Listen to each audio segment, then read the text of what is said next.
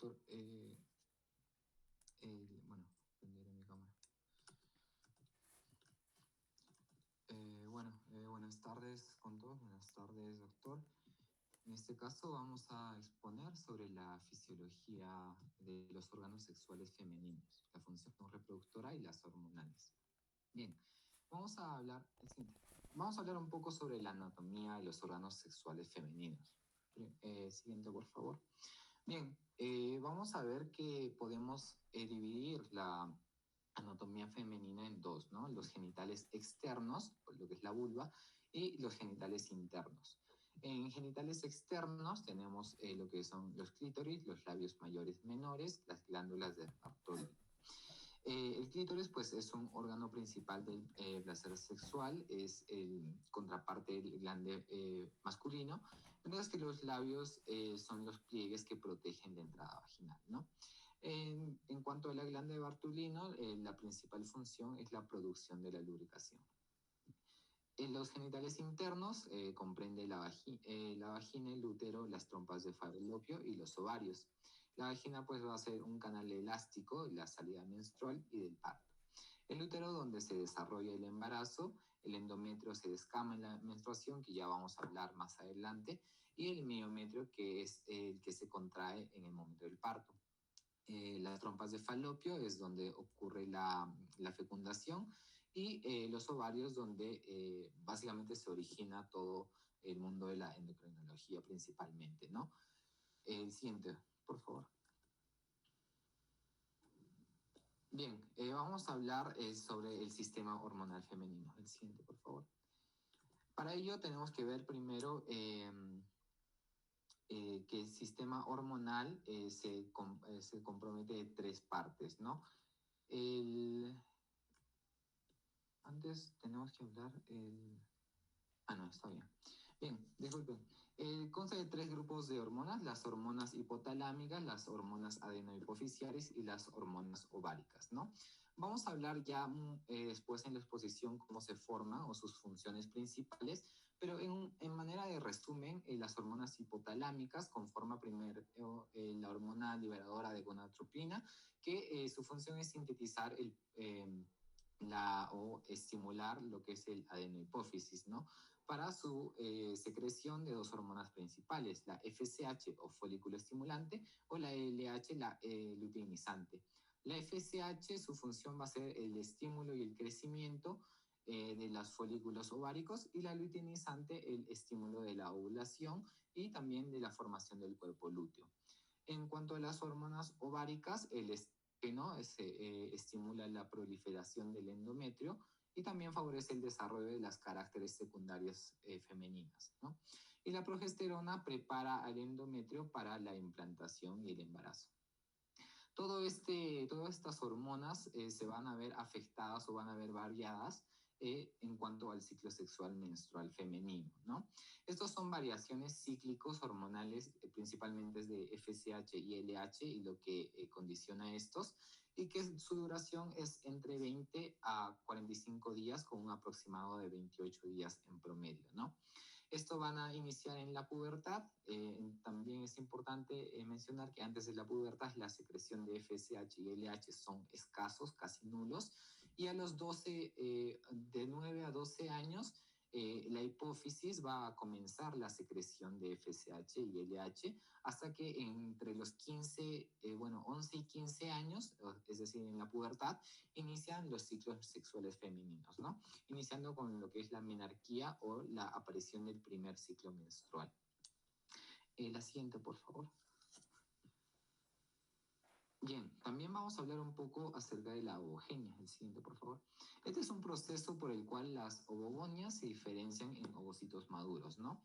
Es importante separarlo en dos fases. Antes del nacimiento, cuando las CGPs, las células germinales primordiales, se originan en el endometrio dorsal del saco vitelino, y estos van a migrar a lo largo del mesenterio del intestino posterior hacia las gónadas en desarrollo. Una vez que llegan, van a penetrar. Se fue las diapositivas, perdón. Sí, bueno, Una vez que llegan en la superficie externa del ovario fetal, van a penetrar y se van a convertir en las ovogonias o los óvulos primordiales, ¿no? Cada ovogonia va a estar rodeado por una capa de células fusiformes del estroma y las células fusiformes van a adquirir características epiteloides formando después las células de la granulosa, ¿no? El siguiente, por favor.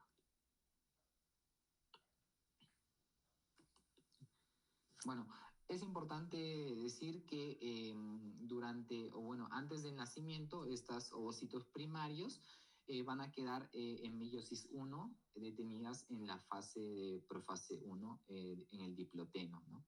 Y ya en la pubertad, cada ciclo menstrual se va a reclutar de entre 15 a 20 folículos primarios, del cual uno va a ser dominante, ¿no? Este ovocito primario va a completar la meiosis 1 formando el ovocito secundario y el ovocito secundario entra también en meiosis 2, pero se va a detener en metafase 2.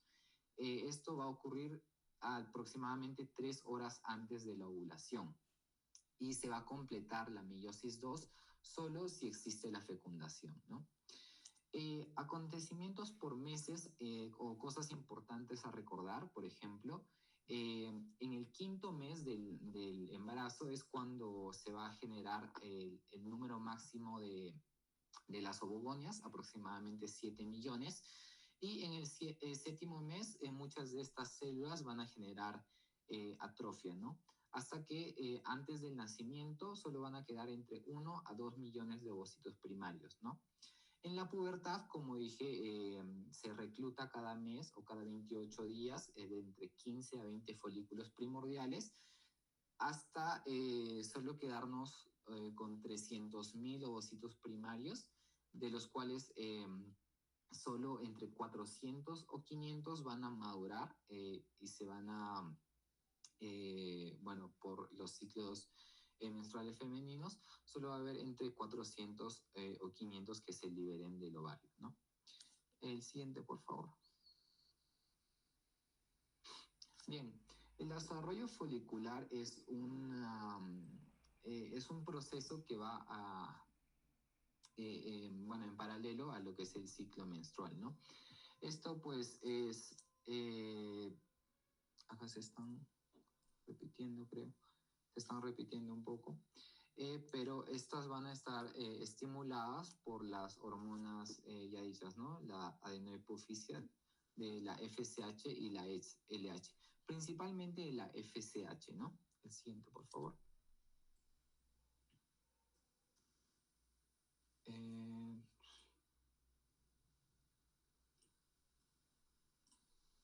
Creo que se ha eliminado una diapositiva. Bueno, entonces, antes del folículo antral que dice ahí en la diapositiva, hay varias etapas por el cual el folículo tiene que pasar, ¿no? Primero pasa por el folículo primordial, que ya hemos indicado, son los ovocitos primarios detenidos en profase 2, rodeados por células foliculares planas, ¿no? Luego va a venir el folículo primario, donde las células foliculares se van a volver cúbicas y cambian de nombre a las células de la granulosa, ¿no?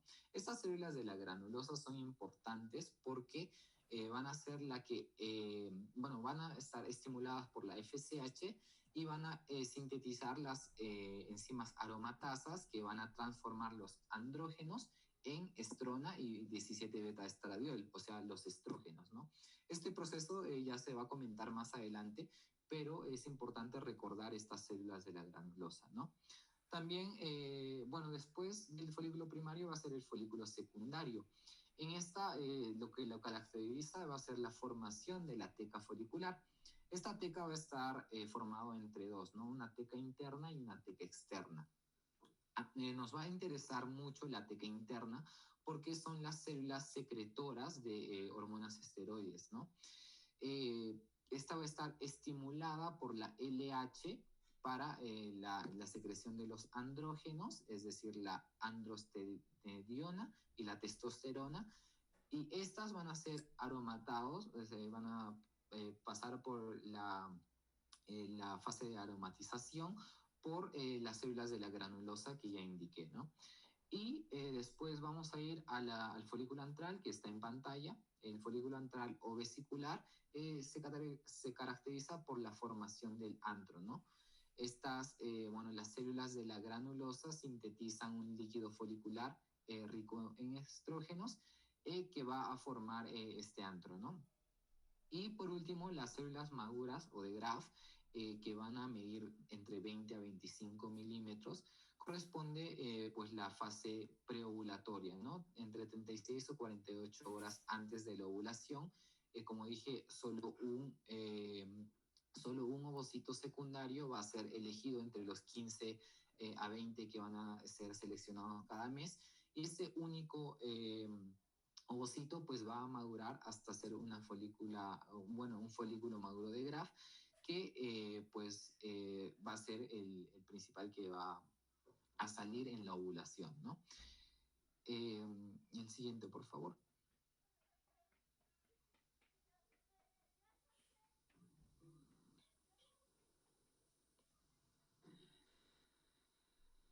El siguiente, por favor.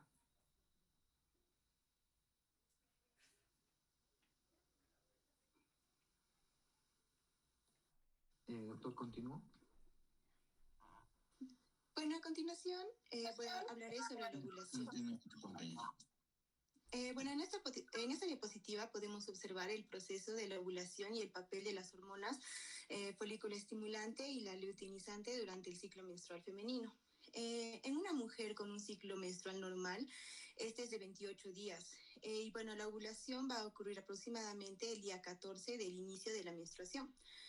Durante la primera mitad del ciclo, la hormona folículo estimulante va a estimular el crecimiento y también el desarrollo de los folículos ováricos. Uno de estos folículos continúa creciendo hasta convertirse en el folículo maduro o también llamado folículo de Graf. Antes de la ovulación, el folículo va a crecer rápidamente y va a sobresalir en la superficie del ovario. También en la pared del folículo va a aparecer una pequeña zona llamada estigma, que forma una protuberancia similar a un pezón.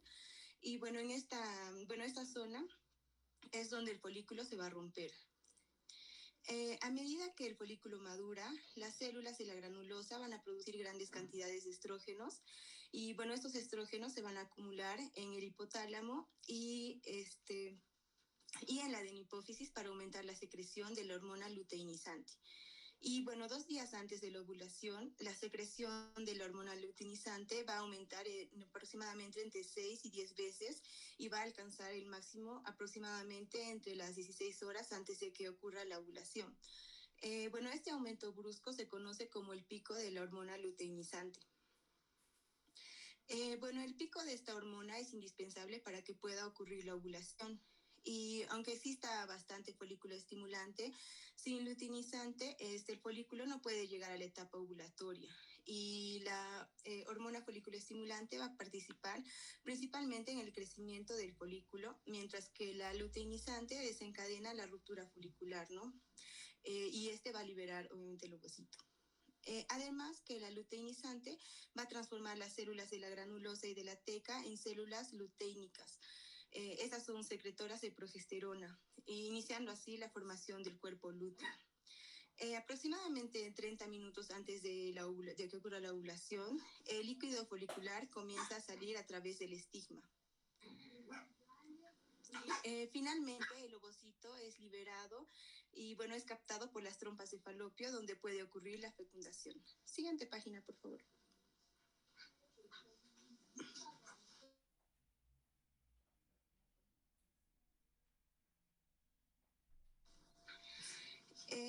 Ahora hablaré sobre el inicio de la ovulación.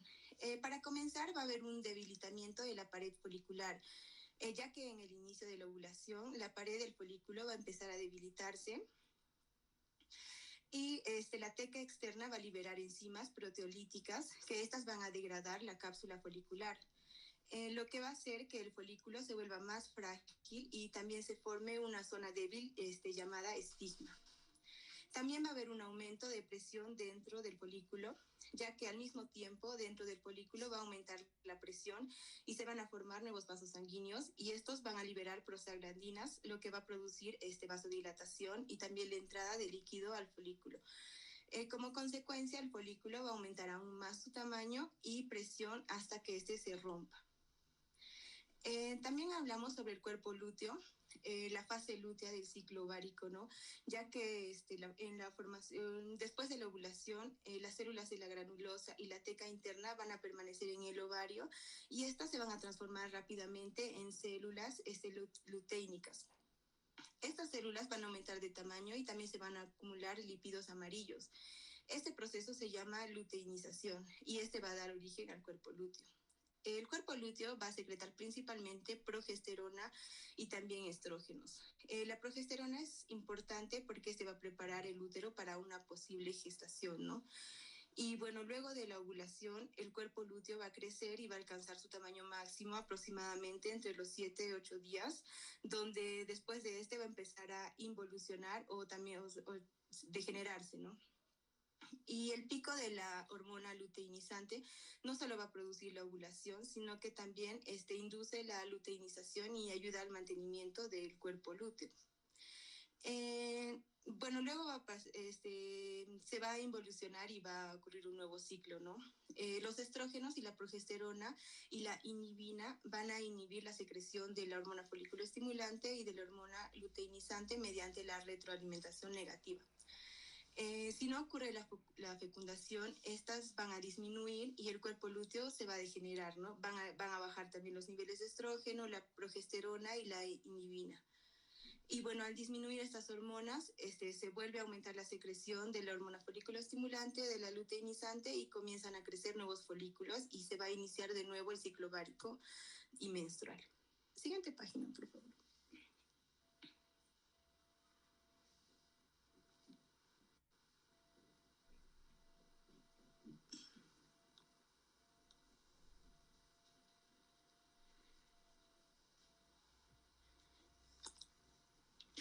Ya, ahora hablaré sobre las hormonas sexuales ováricas. Las hormonas sexuales ováricas son los estrógenos y los gestágenos. El estrógeno más importante es el estradiol y el gestágeno más importante es la progesterona. Bueno, estas hormonas son producidas principalmente por los ovarios y su secreción va a depender del ciclo menstrual, especialmente de la acción de la FSH y de la LH. También la progesterona va a tener como una función principal que es preparar el útero para la gestación y también va a preparar las mamas para la lactancia.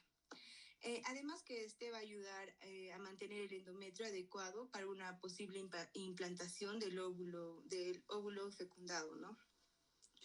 También hablamos sobre los estrógenos, ya que estos van a estimular la proliferación y el crecimiento de las células específicas del cuerpo, sobre todo de los órganos sexuales femeninos. También van a participar en el desarrollo de los caracteres sexuales secundarios femeninos, como en el crecimiento mamario y también la distribución de la grasa corporal.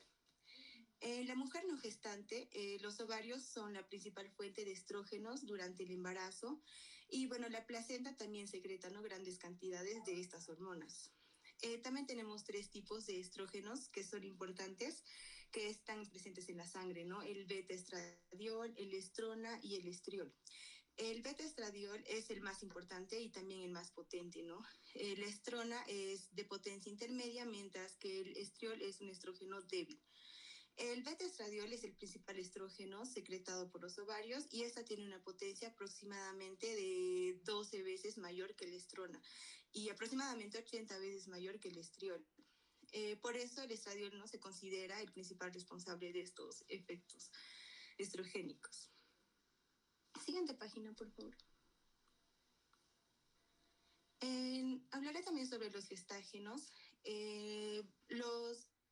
Los estrógenos y las progesteronas son hormonas esteroideas, lo que significa que estas se van a formar a partir del colesterol. Y bueno, estas hormonas son fundamentales para el funcionamiento del aparato reproductor femenino y también para el desarrollo del ciclo menstrual. El principal gestágeno es la progesterona, como ya lo había mencionado. Esta también produce el 17-alfa-hidroprogesteronas progesterona, aunque en cantidades mínimas y con efectos también parecidos a la progesterona. Y bueno, en una mujer no embarazada, la progesterona se va a secretar principalmente durante la segunda mitad del ciclo ovárico, ¿no? Llamada la fase lútea. Y su principal fuente es el cuerpo lúteo. Durante el embarazo, la placenta se va a convertir en una fuente importante de progesterona, especialmente a partir del cuarto mes de gestación. Este va a producir grandes cantidades, ¿no? Para poder mantener el embarazo. También tiene funciones muy importantes, ya que este va a preparar el endometrio para una posible implantación del óvulo, ¿no? Cuando está fecundado, y ayuda a mantener el embarazo y también prepara las mamas para una futura lactancia, ¿no? La síntesis de los estrógenos y la progesterona ocurre principalmente a partir del colesterol sanguíneo y en menor cantidad, ¿no? De la acetilcoenzima. Primero se forma la progesterona, después a partir de ella se producen los andrógenos, principalmente la testosterona, la androstenediona. Y bueno, estos andrógenos sirven como precursores para la formación de los estrógenos. Las células de la teca también van a estar estimuladas por la hormona luteinizante y estas van a producir andrógenos, ¿no? Sin embargo, estas células no poseen estas enzimas aromatasa, por lo que no se van a poder convertir en andrógenos en los estrógenos. Luego, durante la fase folicular, los andrógenos se pasan hacia las células de la granulosa y allí la enzima aromatasa va a transformar, ¿no? Recién los andrógenos en estrógenos, especialmente en el estradiol. Y la actividad de la aromatasa es estimulada por la hormona folículo estimulante, por eso esta es fundamental, ¿no? Para la producción de estrógenos durante el desarrollo folicular. Y bueno, de esta manera las células de la teca y también las células de la granulosa van a trabajar juntas en la síntesis hormonal del ovario y la teca va a producir andrógenos y la granulosa lo va a convertir en estrógenos. Muy bien, que continúe Paola, por favor.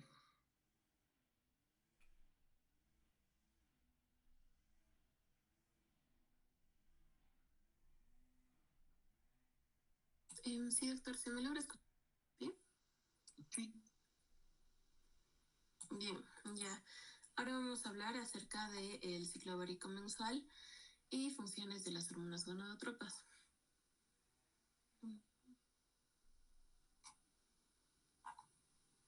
Bien, comenzamos hablando de las funciones de los estrógenos. Acá tenemos efectos sobre caracteres sexuales femeninos. Primero es importante saber acerca del epitelio vaginal, ya que lleva un epitelio cúbico. Este también es estratificado y esto le hace tener un poco más de resistencia.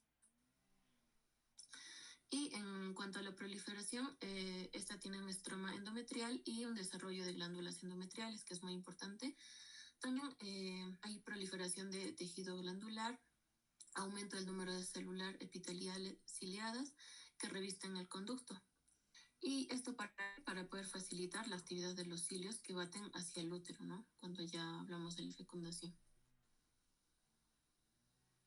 Bien, en cuanto a las funciones de los estrógenos, tenemos también al desarrollo de tejidos del estroma mamario, crecimiento de sistemas de conductos y depósitos de grasa, como podemos ver en la imagen. Y esto vamos a ver que se completan el crecimiento y funcionamiento gracias a la progesterona y a la prolactina. Bien, ahora acá podemos ver también que inhiben la actividad osteoclástica, es decir, van a estimular el crecimiento óseo, y por otro lado hay una fusión temprana de la epífisis con la diáfisis, ¿no? O sea, hace que se termine el crecimiento en esa zona, y también conlleva lo que es la osteoporosis por un déficit de estrógeno en edad avanzada. Por otro lado, aumenta ligeramente el depósito de proteínas, y esto por un efecto promotor del crecimiento sobre órganos sexuales, huesos y otros tejidos. También va a aumentar el metabolismo corporal y el depósito de grasa mediante el depósito de grasa en las mamas, tejido subcutáneo, nalgas y muslos. Bien, también tiene un efecto escaso sobre la distribución del pelo, como podemos ver en la imagen. En la pubertad vamos a ver ya el crecimiento del vello en la pubis y en la axila. Y en cuanto a los andrógenos, las glándulas suprarrenales, ¿no? En cuanto al efecto sobre la piel, esta también va a tener un cambio, ya que va a haber una textura blanda y tersa, ya que en una mujer adulta la piel se vuelve más gruesa y va aumentando también lo que es la vascularización de la piel, lo que aumenta la temperatura cutánea y hay una hemorragia más intensa, ¿no? Bien, también tiene un efecto sobre el equilibrio hidroelectrolítico y esto tiene una similitud química entre hormonas estrogénicas y las corticosuprarrenales. También acá actúa lo que es la aldosterona y otras hormonas de la corteza suprarrenal. ¿Y esto para qué? Para que haya una retención de sodio y agua en los túbulos renales. En el caso de la gestación en la mujer, va a haber una retención de líquidos, es por eso que algunas sufren de edema. También promueve lo que es cambios secretores en el útero, ya que promociona la capacidad secretora del endometrio uterino en la segunda mitad del ciclo sexual femenino, y esto con el objetivo de preparar el útero para la implantación del óvulo en la fecundación. También reduce la frecuencia e intensidad de contracciones uterinas, y esto para poder evitar la expulsión del óvulo implantado. Por otro lado, favorece la secreción por las trompas de falopio, esto para poder nutrir al óvulo fecundado. Bien, también favorece el desarrollo de las mamas, ya que desarrolla los lobulillos y a los alvéolos mamarios, esto mediante una proliferación, el aumento de tamaño también y el carácter secretor, ¿no? Acá también influye la prolactina para poder comenzar con la secreción de la leche, y el incremento del tamaño para poder conllevar al desarrollo secretor de los lóbulos y el alvéolo para aumentar el líquido. En cuanto al ciclo endometrial menstrual y la menstruación, vamos a hablar de 3 etapas. Acá tenemos a la proliferación, cambios secretores y la descamación, que esto ya es la acción. Primero, a comenzar con la fase proliferativa, que es la estrogénica, y esto va a ocurrir antes de la ovulación. Acá tenemos principalmente a los estrógenos, por eso es que la llamamos estrogénica. Estos estrógenos son secretados por el ovario durante la primera fase del ciclo menstrual ovárico. Acá también va a ocurrir lo que es la proliferación de células epiteliales y del estroma, y por lo tanto aumenta el estroma a las glándulas endometriales y los vasos sanguíneos. Por eso es que aumenta también la secreción de moco, poco denso y filante, ¿no? Continuamos con la fase secretora o progestacional. Acá esto ya ocurre después de la ovulación. Tenemos primero al cuerpo lúteo, que va a secretar la progesterona, como dice su propio nombre, y también un poco del estrógeno. La progesterona en esta fase es muy importante, ya que va a provocar lo que es la tumefacción y el desarrollo secretor, y también va a dar la condición adecuada para poder tener la implantación del óvulo fecundado y también para la leche uterina. Bien, acá ya hablamos de la última fase, que es la menstruación o la descamación. Esto ocurre 2 días antes de que termine el ciclo mensual. Acá vamos a ver que el cuerpo lúteo va a involucionar y se va a convertir en un cuerpo albicans. Las secreciones ováricas va a disminuir. Por lo tanto, después de esto va a disminuir la estimulación de las células endometriales, va a haber una involución del endometrio y un vasoespasmo de las capas musculares del endometrio, lo que va a provocar la necrosis incipiente del endometrio y por lo tanto la descamación de estas capas externas que van a ser eliminadas, ¿no? La menstruación normal es de 40 mililitros de sangre y 35 mililitros de líquido seroso. Este debe ser incoagulable. ¿Por qué? Porque contiene la fibrinolicina, que hace que la sangre salga sin coágulos. La leucorrea durante la menstruación, acá vamos a ver que se libera una gran cantidad de leucocitos. También que el útero es resistente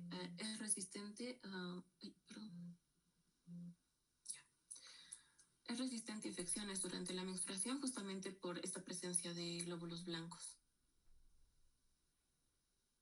Ahora vamos a hablar sobre la regulación del ritmo menstrual femenino. Acá más que nada el eje entre las hormonas ováricas y hipotalámico-hipofisiarias. Bien, acá es importante recordar lo que acabamos de hablar, que es el ciclo menstrual. Vamos a ver que todo esto es un ciclo, un sistema de retroalimentación hormonal, ya que es todo en base al hipotálamo, la hipófisis y el ovario, ya que el hipotálamo va a estimular a la hipófisis por la hormona liberadora de gonadotropina y la hipófisis libera la hormona folículo-estimulante y la luteinizante, que van a actuar en el ovario para que pueda liberar estrógenos, progesterona e inhibina. Pero acá es importante hablar también sobre el sistema límbico, que transmite señales al hipotálamo, específicamente a lo que es el núcleo infundibular o también núcleo arcuado, para poder modificar la intensidad de la secreción de la hormona liberadora de gonadotropina, que es muy importante saber que es de manera pulsátil. Y esto es más que nada de 5 a 25 minutos cada 1 a 2 horas. Acá es importante recalcar que esta secreción pulsátil es regulada también por factores psicológicos que van a modificar la función sexual femenina. Acá vamos a hablar acerca de la oscilación de retroalimentación del eje hipotálamo-hipófisis-ovario, que se va a conformar específicamente de 3 fases. En la primera vamos a ver que habla más que nada de la secreción posovulatoria de hormonas ováricas y de la depresión de las gonadotropinas hipofisiarias. Acá más que nada lo que ocurre es en la fase secretora. Como ya la vimos antes, es más que nada la fase estrogénica, ¿no? Y esto ocurre entre la ovulación y el comienzo de la menstruación. Acá vamos a ver que tenemos a nuestro cuerpo lúteo, que todavía está secretando lo que es progesterona, estrógenos e inhibina. Acá hay una retroalimentación negativa de hormonas gonadotropas. Y ya luego pasamos a la segunda fase, que es la fase de crecimiento folicular, que va a ocurrir 2 a 3 días anteriores a la menstruación. Acá vamos a ver que el cuerpo lúteo ya va a involucionar, es decir, que se convierte en un cuerpo albicans. Esto en caso no haya fecundación, por lo que van a disminuir las hormonas, la progesterona, el estrógeno y la inhibina, y se van a liberar el hipotálamo y el hipófisis. Esto va a provocar que hay otra retroalimentación, entonces va a aumentar lo que es la folículo estimulante y la hormona luteinizante para el nuevo crecimiento folicular y el aumento de estrógenos, con una secreción de 12 a 13 días después del comienzo del nuevo ciclo menstrual. Por último, terminamos con el pico preovulatorio de la hormona luteinizante y la folículo estimulante, que provoca la ovulación. Acá ocurre otra vez lo que es el aumento de los estrógenos, lo que provoca el efecto estimulador en la adenohipófisis. Acá ya también hablamos de una retroalimentación positiva, ya que como podemos ver en la imagen, no solo es una retroalimentación negativa, sino de acuerdo a la fase en la que nos encontremos del ciclo, puede haber una retroalimentación negativa o una retroalimentación positiva hacia las hormonas gonadotropas. Entonces acá aumentamos la secreción de la hormona gonadotropa, sobre todo de la luteinizante.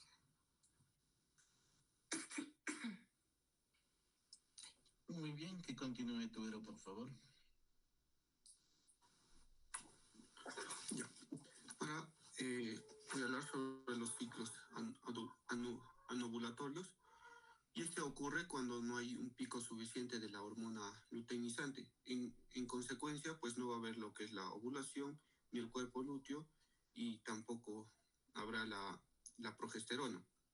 Entonces, si el pico proovulatorio de la luteinizante no alcanza la magnitud suficiente con lo que se ha visto anteriormente, la falta de ovulación hace que no se desarrolle el cuerpo lúteo, por lo cual apenas exista una secreción de progesterona que va a ser mínima. Y el ciclo se va a cortar varios días, ¿no? Pero el ritmo va a continuar. Por lo tanto, es probable que la progesterona no sea necesaria como tal para mantener el ciclo, aunque pueda modificar como tal el ritmo. Entonces, ahora hablando de la pubertad y la menarquia, la pubertad significa el comienzo de la vida sexual adulta y la menarquia es el inicio de la menstruación. Entonces, el periodo de la pubertad se produce por un aumento gradual de la secreción de estas hormonas, gonadotropas por la hipófisis, que comienza alrededor del octavo año de vida, y bueno, y que suele culminar con el inicio de la menstruación, ¿no? Que es aproximadamente a los 10 y 14 años. En la mujer, en la hipófisis, bueno, también el hombre, en la hipófisis son capaces de un funcionamiento pleno, ¿no? Bajo los efectos de una estimulación adecuada, como observamos acá en la imagen. Sin embargo, por razones que se desconocen, no sabemos con exactitud por qué de un momento a otro estas hormonas, tanto como es la hipófisis y las demás, empiezan a secretar hormonas, pero se cree justamente que es por la maduración con que se llega, que hay algún cambio ahí en el sistema nervioso que hace que se secrete estas hormonas para que finalmente conduzcan a lo que es la secreción de la luteinizante, ¿no? Y de la folículo estimulante. Entonces, siguiente, por favor.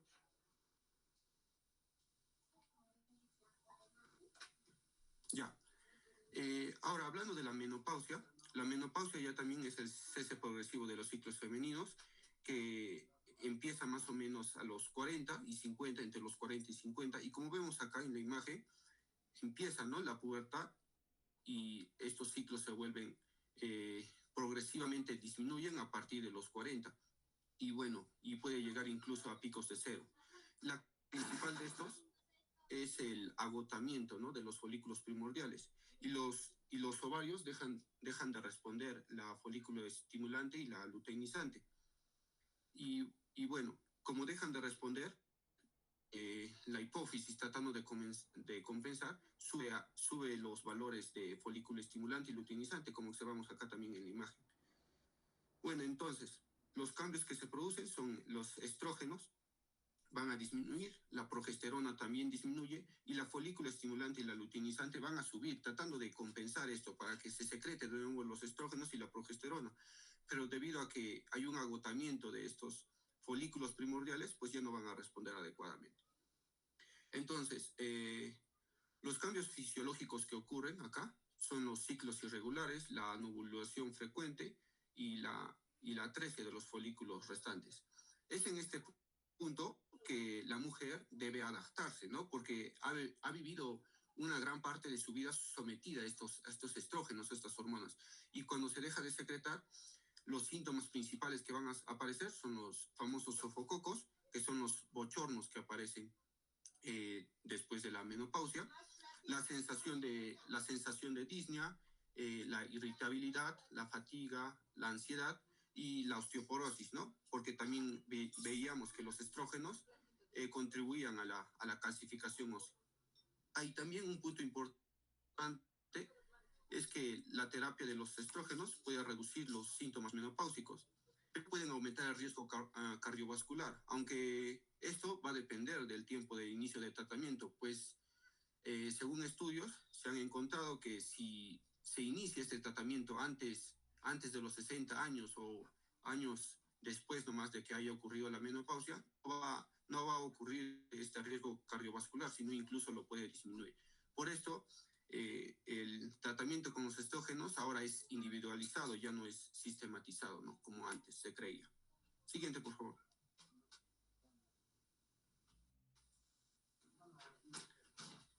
Ya, el acto sexual femenino. Siguiente. Perdón, que continúa ahora, para darle tiempo ahora y si quieren unos dos diapositivos. Sí, doctor.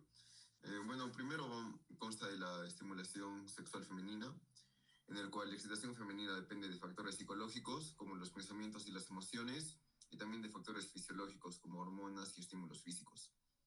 Y bueno, y el deseo sexual, ¿no?, que es una parte fundamental, va a aumentar durante la ovulación, probablemente por los picos estrogénicos, y también por la estimulación local y por las sensaciones placenteras.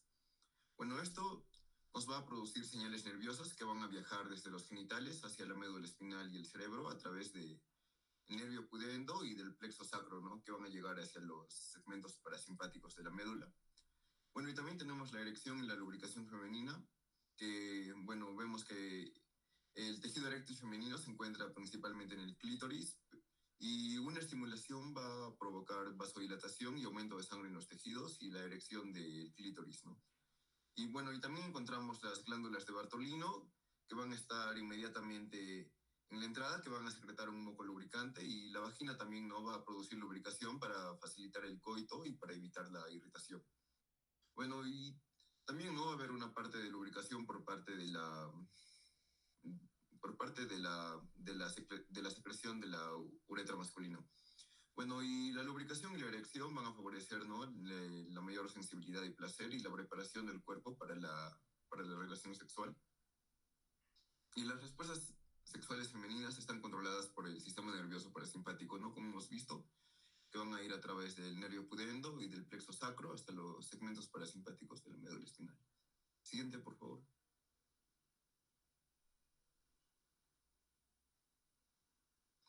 Bueno, y ahora tenemos el orgasmo femenino, en el cual, bueno, este va a ocurrir, ¿no?, cuando la estimulación sexual va a alcanzar su máxima intensidad. Y va a ser un producto de los reflejos nerviosos coordinados por el cerebro y por la médula espinal. Bueno, los cambios fisiológicos que se ven durante el orgasmo son las contracciones rítmicas de los músculos perineales, tal vez para una posible ayuda para el transporte de los espermatozoides. Y bueno, se ve también que participa la hormona oxitocina, que va a aumentar, ¿no?, las contracciones uterinas. Y después, ¿no?, de estas contracciones rítmicas va a producir lo que se llama la resolución, que, bueno, ocurre, ¿no?, después del orgasmo, y se caracteriza por relajación muscular, sensación de satisfacción y bienestar, y disminución progresiva de la excitación sexual. Siguiente, por favor. Bueno, esa es la bibliografía, doctor. Muy bien, muchas gracias al grupo, buena presentación. Vamos a continuar rápidamente nomás para hablar cosas puntuales sobre los temas que nos han llamado hoy día, ¿no? Les voy a presentar mi pantalla, por favor.